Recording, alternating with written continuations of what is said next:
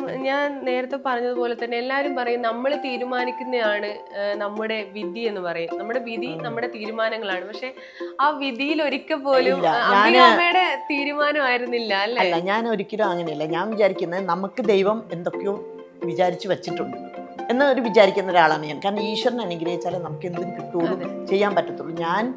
എന്നെ സംബന്ധിച്ചിടത്തോളം ഞാൻ ഒരു എഞ്ചിനീയറുടെ വൈഫായിരുന്നു. ആ ഒരു ജീവിതത്തിലാണെങ്കിൽ ഞാൻ അങ്ങനെ പോവുള്ളൂ. ഞാൻ ഇപ്പം കാണാത്ത സ്ഥലങ്ങളില്ല. ഞാൻ USA നമ്മൾ ഒരിക്കൽ പോലും സ്വപ്നത്തിൽ പോലും വിചാരിച്ചിട്ടുള്ളത്. ഞാനൊരു 9 വർഷം ഷോ ചെയ്യാനായിട്ട് USA പോയി, UK പോയി. അതുപോലെ സിനിമ ചെയ്യാനാണെങ്കിലും ഫസ്റ്റ് ഞാൻ ദുബായിൽ പോയത് കാസിനോവ എന്ന് പറഞ്ഞ പടത്തിന് വേണ്ടിയിട്ടാണ്. അപ്പം ഇതൊക്കെ നമുക്ക് കിട്ടിയൊരു ഭാഗ്യമാണ് അല്ലേ. മലേഷ്യ, സിംഗപ്പൂർ, ഞാൻ ഒരുപാട് സ്ഥലങ്ങൾ തന്നെ കാണാൻ പറ്റി. അതൊക്കെ ഈ സിനിമ എന്ന് പറഞ്ഞ ഇതിൽ കൂടെയാണ് വന്നതും കൊണ്ടാണ് എനിക്ക് പറ്റിയത്. സിനിമ തന്ന സൗഭാഗ്യങ്ങളാണ് ഇതെല്ലാം. ഇപ്പം ഞാൻ ഇവിടെ ഇരിക്കാൻ പറ്റുന്നത് തന്നെ ആ ഒരു സൗഭാഗ്യത്തിന്റെ പേരിലാണ്.